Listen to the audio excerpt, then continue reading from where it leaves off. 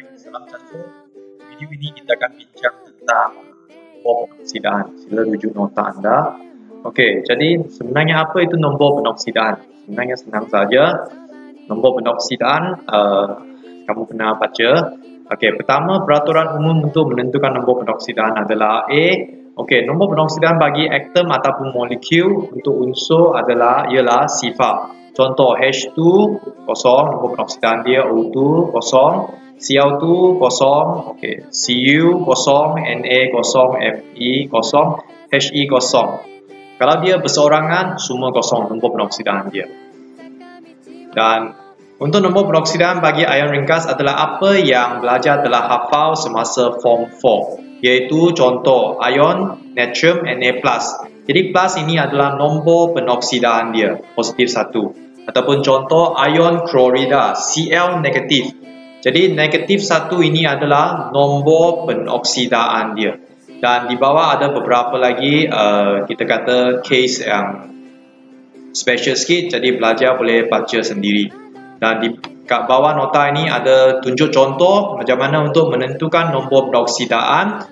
Untuk contoh F, G dengan dan di bawah ada banyak lagi contoh, belajar boleh baca sendiri. Sekarang saya akan pilih antara contoh ni, saya akan pilih 4 sahaja untuk buat perbincangan. Baik, tentukan nombor penoksidaan bagi unsur yang bergaris. Jadi pertama kita tentukan aluminium. Okey, kita tak tahu nombor penoksidaan dia, kita letak X. Jadi X sama dengan, okey, jadi dia berseorangan, maka jawapan dia adalah kosong. Berseorangan kosong.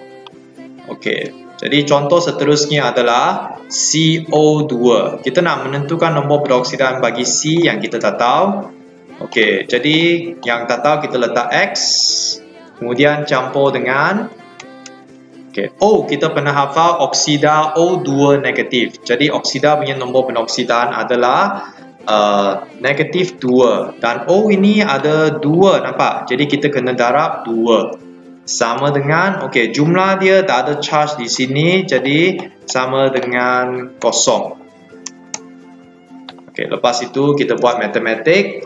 Kita dapat negatif 4 sama dengan kosong. Akhirnya X sama dengan positif 4. Ingat, untuk nombor penoksidaan kamu mesti letak positif ataupun negatif. Okey, baik, kita tengok contoh seterusnya iaitu NH4 positif. Tengok sini ada positif. Okey, N kita tak tahu nombor dia, kita letak X campur dengan H. Kita pernah hafal H. H adalah hidrogen ion hidrogen, H positif. Jadi dia adalah positif 1. Ada 4 H, kita darab dengan 4 sama dengan, ini berhati-hati. Nampak tak ada charge dia di sini, jadi kita sama dengan positif 1 kerana di sini ada positif kat sini. Okey, lepas itu matematik. Okey, 1 darab 4 menjadi 4 sama dengan positif 1. Akhirnya jawapan dia adalah X sama dengan negatif 3. Okey, contoh terakhir. Jadi Cr, nombor penoksidaan dia kita tak tahu, kita letak X. Tapi ada 2 Cr di sini, jadi kita kena letak 2X. Campur dengan O, kita tahu O adalah 2 negatif, jadi campur dengan negatif 2. Okey, O di sini ada 7O, jadi kita darab dengan 7. Sama dengan, tengok charge dia, sama dengan 2 negatif, jadi sama dengan negatif 2. Okey, lepas tu matematik, yang ini akan jadi negatif 2 darab 7, 14 sama dengan negatif 2. Seterusnya 2X sama dengan negatif 14 ini pindah ke sebelah kanan menjadi positif 12. Betul. Akhirnya X sama dengan positif 6.